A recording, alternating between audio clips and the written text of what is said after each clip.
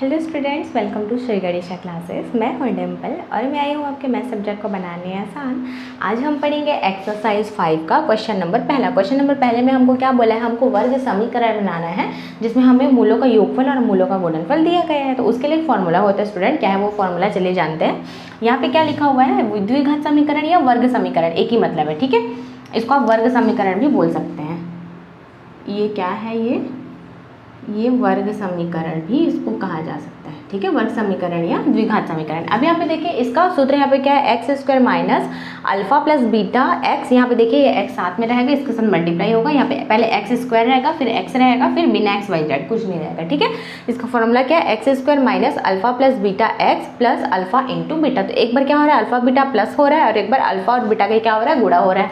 अब यहाँ पे देखिए यहाँ पे साइन भी आपको याद रखना है, जहाँ पे अल्फा प्लस बीटा है उसके सामने यहाँ पे माइनस का साइन है। यहाँ पे देखिए अब जहाँ पे मल्टीप्लाई हो रहा है उसके सामने प्लस का साइन है। तो ये फॉर्मूला आपको याद होना चाहिए। और यहाँ पे अल्फा प्लस बीटा मतलब क्या है, मूलों का योग, और अल्फा इंटू बीटा मतलब क्या है, मूलों का गुणनफल। सीधी सी बात है, यहाँ पे प्लस मतलब जोड़ना होगा, योगफल होगा, ठीक है। और यहाँ पे क्या हो जाएगा, इंटू मतलब मल्टीप्लाई, तो क्या है, गुणनफल होगा उसका, ठीक है। तो ये हमको करना है। अब यहाँ पे देखिएगा हमको क्वेश्चन में क्या दिया रहेगा, मूलों का योगफल और मूलों का गुणनफल दिया रहेगा, ठीक है। अब हमको क्या करना है, यहाँ पे मूलों का योगफल दिया तो ये क्या हो जाएगा, -4 है जैसे पहले क्वेश्चन में दिया, और मूलों का गुणनफल कितना दिया है, -12 दिया है, ठीक है। अब इस फॉर्मूले में बस हमको पुट करना है, मूलों का योग मतलब ये वाला जो है अल्फा प्लस बीटा, इसके बदले में हमको क्या रखना है, ऋण 4 रखना है। ये देखिए इसके बदले में मैंने ऋण 4 रखा, और ये ऋण है वो हमारे सूत्र का है और ये हमारा क्वेश्चन का है, ठीक है। तो यहाँ पे देखिए और एक्स साथ में लेके चलना है स्टूडेंट, एक्स हमने लिखा। अब यहाँ पे देखिए ये क्या, गुणनफल क्या है, ऋण 12 जो कि क्वेश्चन में हमको दिया, और ये प्लस साइन किसका है, ये फॉर्मूला का है, ठीक है। तो अब यहाँ पे देखिए चिन्ह का गुणा होगा, ऋण चिन्ह मिला के धन चिन्ह बना, और यहाँ पे धन और ऋण मिलके ऋण बना। बाकी सब एज इट इज है, x square minus minus plus हो गया, 4 और एक्स का एक्स, तो 4x हो गया।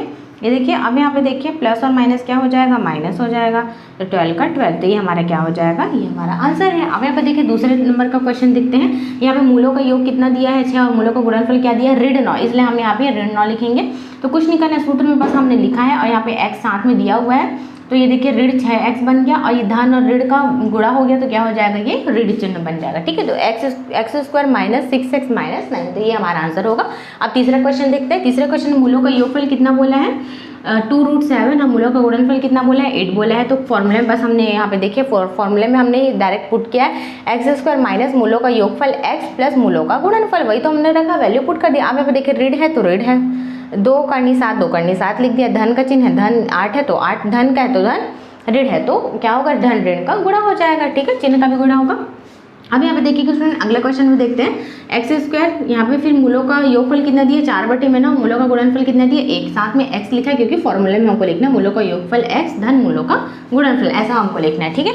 अब यहाँ पे देखिएगा, यहाँ पे हमने फिर क्या करा, ब्रैकेट को हटा दिया, तो यहाँ पे क्या बच गया, x square minus 4/9x plus 1।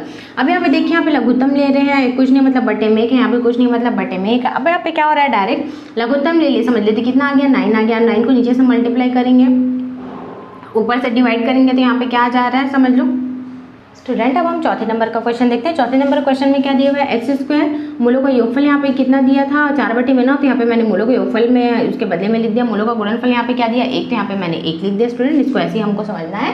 देखिए सूत्र यहाँ जो लिखा है मैंने उसी में मत मान रखा, मूलों का योगफल यहाँ 4/9, तो इस जगह हम 4/9 लिखा, x है तो x लिखा, मूलों का गुणनफल यहाँ पे है 1, तो यहाँ पे मैंने 1 लिखा। अब हमको क्या करना है, यहाँ पे ऋण चिन्ह ब्रैकेट हटा देना है, तो x square minus 4/9x plus 1। अब यहाँ पे देखिए 9 का इधर भी गुणा हो जा रहा है और ये इधर भी गुणा हो जा रहा है, ठीक है। तो यहाँ पे 9 ये हट जाएगा, समझ लीजिए। अब हमको क्या करना है, ये 9 जब इधर से ऊपर में गुणा हो जाएगा तो 9x स्क्वायर हो जाएगा माइनस 4x, और 9 इधर गुणा हो जाएगा तो यहाँ पे 1 से गुणा होगा तो क्या हो जाएगा 9, तो 9x square minus 4x plus 9 = 0। तो इसको ऐसे ही हमको क्या करना है, समझना बहुत ईजी है स्टूडेंट। इसके लिए आपको सिर्फ क्या करना है, आपको ये फॉर्मूला याद होना चाहिए, बस ये फॉर्मूले में आपको पुट करना है। क्वेश्चन में सब दिया रहेगा, मूलों का योगफल मूलों का गुणनफल, बस आपको क्या करना है, इसको वैल्यू को पुट करना और आंसर लाना है स्टूडेंट्स। अब हम प्रश्न दूसरा देखते हैं। प्रश्न दूसरे में हमें मूल दिया गया है और उसमें हमें वर्ग समीकरण बनाना है, ठीक है।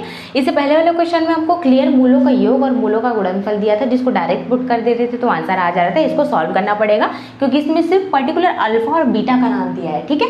अब यहाँ पे देखिए, यहाँ पे मूल हमने क्या है, मूल हमको क्या दिया, प्रश्न पहले में 7 और 4, ठीक है, जिसको मैंने क्या माना, अल्फा को 7 माना, बीटा को 4 माना। अब यहाँ पे फॉर्मूला मैंने लिख दिया, वर्ग समीकरण का x square minus alpha plus beta x plus alpha into beta, ठीक है। ये आपको याद होना ही चाहिए, तभी ये आपको सॉल्व हो पाएगा, आप इसको सॉल्व कर पाएंगे। अब बस आपको क्या करना है, अल्फा और बीटा का वैल्यू पुट कर देना है। तो देखिए अभी मैंने अल्फा और बीटा का वैल्यू पुट कर दिया है। अल्फा की जगह में अल्फा प्लस बीटा है, तो यहाँ पे देखिए 7 घन 4 लिख दिया। अल्फा इंटू बीटा मतलब 7 गुणा 4 लिख दिया, ठीक है। अब 7 और 4 को हम जोड़ेंगे तो कितना आ जाएगा, 11 आएगा, और 7 और 4 को गुणा करेंगे तो कितना आ जाएगा, 7 चौक 28 आएगा, ठीक है।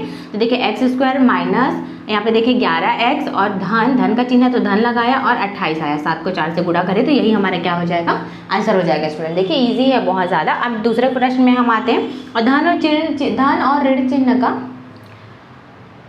ऋण चिन्ह का हमें अच्छे से ध्यान रखना है, ठीक है। अब यहाँ पे देखिएगा प्रश्न दूसरे में क्या है, अल्फा बराबर ऋण 5, बीटा बराबर ऋण 11। अब फिर से हमने यहाँ पे वर्ग समीकरण का सूत्र हमने लिख दिया। अब अल्फा और बीटा का मान रखना है। यहाँ पे देखिएगा अल्फा का मान ऋण 5 है, बीटा का मान ऋण 11 है। अब ये दोनों को जोड़ना है, तो देखिए बीच में मैंने धन का चिन्ह लगाया, क्योंकि दोनों ऋण था इसलिए दोनों को अलग से ब्रैकेट में कोष्टक में करके मैंने यहाँ पे लिख दिया, ठीक है। और उसके बाद बड़ा सा ब्रैकेट लगा के यहाँ पे मैंने क्या करना है, एक्स लिख देना है, ठीक है। यहाँ एक्स आएगा, अब धन का चिन्ह, अब यहाँ पे देखिए गुणा होगा, ऋण 5 गुणा ऋण 11। अब हमको क्या करना है, x की घात 2। अब यहाँ पे देखिए ये धन चिन्ह और ये ऋण चिन्ह, धन और ऋण मिलके क्या बनाएगा, ऋण 11। तो ये देखिए ऋण चिन्ह आ गया, यहाँ पे भी x रहेगा, फिर धन। अब देखिए 11 को 5 से गुणा करेंगे तो 11 पंचे कितना हो जाता है, 55, और ऋण चिन्ह का गुणा होगा, ऋण और ऋण क्या हो जाता है, धन, माइनस माइनस प्लस होता है, इसलिए यहाँ पे धन चिन्ह नहीं आएगा, ठीक है स्टूडेंट। अब यहाँ पे देखिए ऋण 5 और ऋण 11 है, जो कि क्या हो जाएगा, ऋण और ऋण जुड़ेगा तो क्या होगा, 11 और 5 जोड़ेंगे तो कितना आ जाएगा, 6, लेकिन चिन्ह ऋण का रहेगा अंदर में। क्यों ऋण का रहेगा, क्योंकि बड़ी संख्या के सामने ऋण का चिन्ह, 11 बड़ा है ना, इसलिए। अब यहाँ पे देखिए, अब जब हम इस कोष्टक को हटाएंगे, ये वाला ब्रैकेट जब हट जाएगा तो ये ऋण चिन्ह और ये ऋण चिन्ह गुणा होगा, तो ऋण और ऋण मिलके क्या बनाएगा, धन। तो x की घात 2 धन 16x धन 55 बराबर 0 लिख सकते हैं, ठीक है। तो ये हमारा क्या हो जाएगा, ये हमारा आंसर है स्टूडेंट। अब हम तीसरा क्वेश्चन देखते हैं। यहाँ पे देखिए सबसे पहले हमने नॉर्मल क्वेश्चन लिया था, अब ये देखिए फ्रैक्शन वाला बटे के रूप में लिया गया है। अल्फा बराबर क्या दिया गया, 4/5, और बीटा बराबर क्या दिया है, ऋण 3/5। यहाँ पे हमने वर्ग समीकरण का सूत्र लिख दिया है। अब अल्फा और बीटा का मान रखना है, देखिए 4/5 धन, अब यहाँ पे देखिए यहाँ पे क्या बोला, ऋण 3/5 बोल दिया है, ठीक है। धन, वो धन का चिन्ह था, अल्फा प्लस बीटा। अब अल्फा इंटू बीटा मतलब गुणा करेंगे, 4/5 का गुणा होगा, ऋण 3/5 से गुणा होगा, ठीक। ये 5 मैं अच्छे से लिख देती हूँ, ये देखिए। अब हमको क्या करना है, देखिए स्टूडेंट यहाँ पे धन चिन्ह और ऋण चिन्ह दोनों मिला के क्या बनेगा, धन और ऋण क्या हो जाएगा, ऋण हो जाएगा। तो क्या बनना, 4/5 ऋण 3/5, और x है तो x मैंने लिख दिया। अब यहाँ पे देखिएगा ये गुणा हो रहा है, 4 को 3 से गुणा करेंगे, 4 3 12, ऋण का चिन्ह था 3 के पास, इसलिए वो ऋण 12 होगा। अब यहाँ पे देखिए 5 का 5 से गुणा होगा, 5 पंचे 25, तो ये देखिए ऋण 12/25।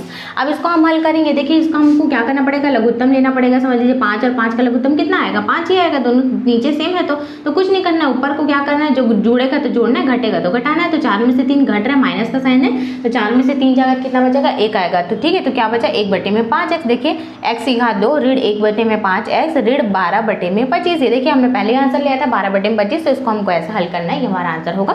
अब अगला क्वेश्चन देखते हैं, प्रश्न नंबर 9। अल्फा का मान यहाँ पे देखिए √3 - 7 और बीटा का मान क्या है, √3 + 7 ये दिया है। फॉर्मूला में हम उसको पुट करेंगे। ये देखिए ये पूरा अल्फा का मान है और ये पूरा बीटा का मान है, तो दोनों को जोड़ना था। यहाँ देखिए बीच में मैंने धन का चिन्ह लगाया, ये अल्फा है और ये बीटा, दोनों के बीच में क्या है, गुणा है, कुछ नहीं मतलब क्या है, गुणा का चिन्ह है, ठीक है। अब हमको क्या करना है, जोड़ना है। तो क्या होगा, देखिए यहाँ पे -7 और +7 दोनों सेम है और साइन अलग है, प्लस और माइनस, इसलिए कैंसिल हो जाएगा।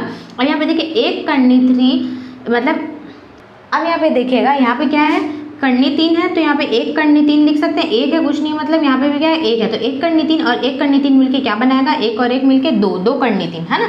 करनी 3 है 2 बार में, इसलिए यहाँ पे क्या लिखेंगे हम, 2 करनी 3, 2√3, और x है तो x हमने लिख दिया। अब यहाँ पे देखिए ये किसका सर्वसमीकरण का सूत्र लगेगा, a + b, a - b का क्या होता है, a² - b², ठीक है। ये देखिए a + b a - b equal क्या होता है, a² - b²। तो इस ये देखिए, तो हमको क्या लिखना है, यहाँ ऐसा दिख रहा है a + b a - b, ठीक है। ये देखिए माइनस और प्लस दोनों सेम है। अब उसको हम कौन से फॉर्म में लिखेंगे, इस फॉर्म में a² - b²। ये देखिए a के बदले में क्या है, करनी 3 और b के बदले में क्या है, 7 है। करनी 3 की घात 2 और 7 की घात 2, ऐसा हम लिख सकते हैं किससे, ये वाले फॉर्मूले से, ठीक है। ये सर्वसमीकरण का है, आइडेंटिटीज का फॉर्मूला है ये। अब हमको क्या करना है स्टूडेंट, ये देखिए ये तो हमारा आ चुका है, x² - 2√3x प्लस, ये देखिए √3 का स्क्वायर है तो क्या हो जाएगा, सिर्फ √3 का स्क्वायर है, √3 का स्क्वायर है तो क्या आ जाएगा, सिर्फ 3 आएगा ना, बिना करने के। करने 3 को करने 3 से गुणा करते हैं तो बिना करने वाला ही हमेशा बाहर निकलता है। तो सिर्फ यहाँ पे क्या आ जाएगा 3 बचेगा, तो यहाँ पे मैंने 3 लिख दिया। अभी अब देखिए 7 को 7 से गुणा करेंगे, 7 का वर्ग है तो 7 7 49 होता है। देखिए 49, अब 49 में से 3 को घटाएंगे तो 46 आएगा, लेकिन ऋण 46, क्यों ऋण 46 आएगा? क्योंकि दोनों में बड़ा कौन है 49, और बड़ी संख्या के सामने ऋण का चिन्ह, इसलिए हम जो आंसर आएगा उसमें भी ऋण का चिन्ह लगाएंगे स्टूडेंट, ये आपको हमेशा याद रखना है। ऐसा हमारा आंसर आ जाएगा x² माइनस 2√3x माइनस 46, ये हमारा क्या हो जाएगा आंसर। ये देखिए यहाँ पे मैंने सब टाइप के क्वेश्चन कवर कर लिए, एक नॉर्मल क्वेश्चन था वो वाला, एक माइनस वाला जो क्वेश्चन, दोनों अगर माइनस है तो वो कैसे सॉल्व होगा, चिन्ह को अच्छे से देखना है, आपको समझना है। देखिए माइनस का चिन्ह यहाँ बहुत बार उपयोग हुआ है और उसको कैसे कैसे हमको अच्छे से उसको यूज करना है वो आपको सीखना पड़ेगा। अब यहाँ पे देखिए एक क्वेश्चन मैंने यहाँ पे फ्रैक्शन टाइप से लिया है, बटे के रूप में जो है वो, और एक क्वेश्चन मैंने रूट वाला लिया हुआ है, ठीक है। सब टाइप के क्वेश्चन यहाँ पे मैंने कवर किए हैं और ये सिर्फ एक ही फॉर्मूले से सॉल्व होगा, सब वर्ग समीकरण का, जिसे द्विघात समीकरण भी कहते हैं। तो बस आपको फॉर्मूला याद होना चाहिए स्टूडेंट, फिर आपको आराम से ये इजीली सॉल्व हो जाएगा, आपको अच्छे से समझ में आ जाएगा।